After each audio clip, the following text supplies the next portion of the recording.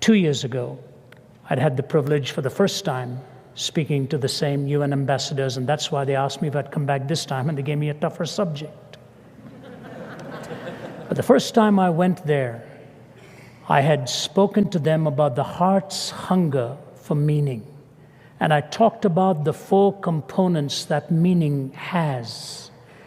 And then I knew I only had about 2 minutes in which to mention Christ. I couldn't be overbearing. So in a 25-minute talk, it's about 5 minutes that I can bring the gospel in. And so I told them this story. By this point, they were listening very attentively. So I said, I have a parable to tell you, and we in India love parables. And all of the Middle Easterners and Easterners leaned forward because they all love parables. Nothing happened in my life of which my mother didn't have a parable or a proverb. We learned it that way. I said, I have a parable to tell you. I said, it's the story of a rich man who had a huge art gallery, and he had a terrific son. And the son would go into the streets, and one day he befriended a beggar. And he started to see this beggar regularly, and he'd describe his father's big home and the paintings and all that his father did in business and his family. And the beggar really liked this young man. But one day the young man stopped coming. 2 days, 3 days, and the beggar found out he had very suddenly died. So he went and got himself some paper and some crayons, and he drew a portrait of that young man. And he went to that home of the rich man and gave it to the watchman outside and said, would you please give it to the man, because his son was very good to me. And I've drawn his portrait because I hear he has an art gallery in that house. The watchman looked at it, rather bemused by it, and said, all right, okay, and sent him away. But he thought this was quite a gesture. So he waited for the right moment. When the rich man was driving out in his car one day, he said to him, a beggar came here and gave this because he painted this as a portrait of your son. The rich man took it. Nothing was heard. Some years go by, and the beggar finds out the rich man had passed away and that they were going to auction his art gallery. So he decided to get some nice-looking clothes to see if he could squeeze in. He did. And he walked through the hall to see if the boy's portrait was hanging with all the grandmasters, and sure enough, it was there. And the auctioneer came, and all these aficionados with their wonderful little lenses and all studying all of this stuff. And then the gavel was pounded, and the auctioneer said, we are going to begin. And everybody, yay, good. He said, except there was a condition left in the will. The rich man said, this portrait of his son is the first one to be auctioned. And there was a moan and a groan. Nobody bid on it.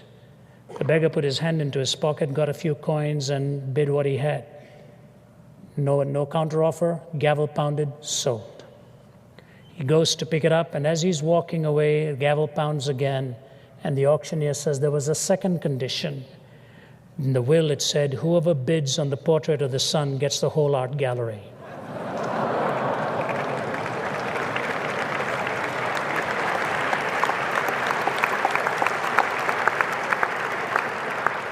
So I said to them, ladies and gentlemen, when you get the son, you get all of the components of meaning in life.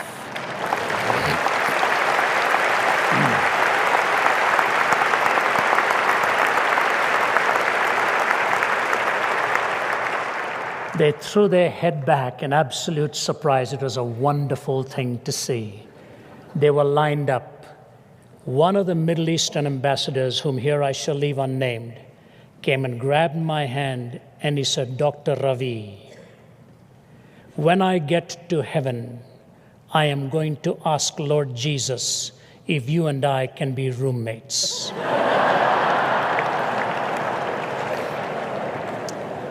My wife did not like that suggestion.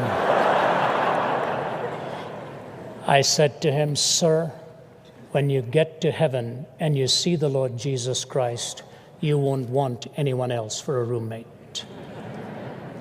He kissed the back of my hand and said, you're right. And he walked away. When you get the Son, you get the way, the truth, and the life. You get all that you need to understand about reality within and without.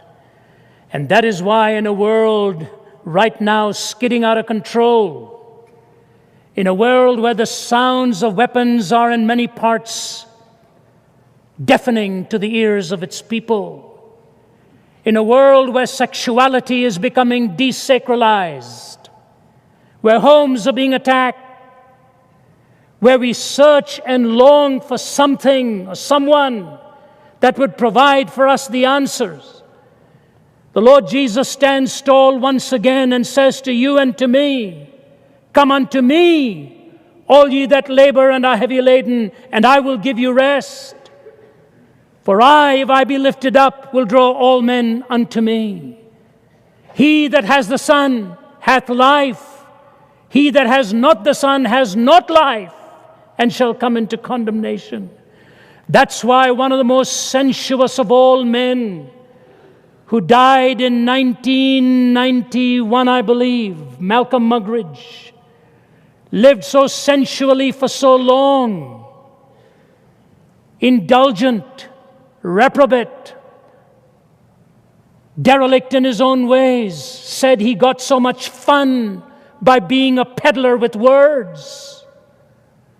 I had the opportunity of spending some hours with him before he died, a man who then came to find Christ in his latter years. He said this: we look back upon history, and what do we see? Empires rising and falling, revolutions and counter-revolutions, wealth accumulated and wealth dispersed. Shakespeare has spoken of the rise and fall of great ones that ebb and flow with the moon. I look back upon my own fellow countrymen in England, once upon a time dominating a quarter of the world, most of them convinced in the words of what is still a popular song, that the God who made the mighty shall make them mightier yet. I've heard a crazed, cracked Austrian announce to the world the establishment of a Reich that would last 1,000 years. I've seen an Italian clown saying he was going to stop and restart the calendar with his own ascension to power.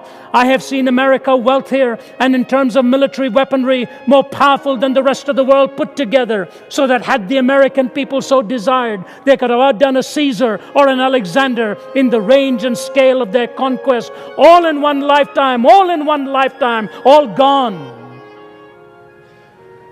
Gone with the wind. England, part of a tiny island off the coast of Europe, threatened with dismemberment and even bankruptcy. Hitler and Mussolini dead, remembered only in infamy. Stalin, a forbidden name in the regime he helped found and dominate for some 3 decades. America haunted by fears of running out of those precious fluids that keeps the motorways roaring and smog settling, with disastrous memories of a disastrous campaign in Vietnam as the media charged the windmills of Watergate. All in one lifetime, all gone. He says, behind the debris of these solemn supermen and self-styled imperial diplomatists, there stands the gigantic figure of one person, because of whom, by whom, in whom, and through whom alone mankind may still have peace. The person of Jesus Christ. That's the Lord I present to you tonight. May you know him, and he will set you free. Thank you, and God bless you.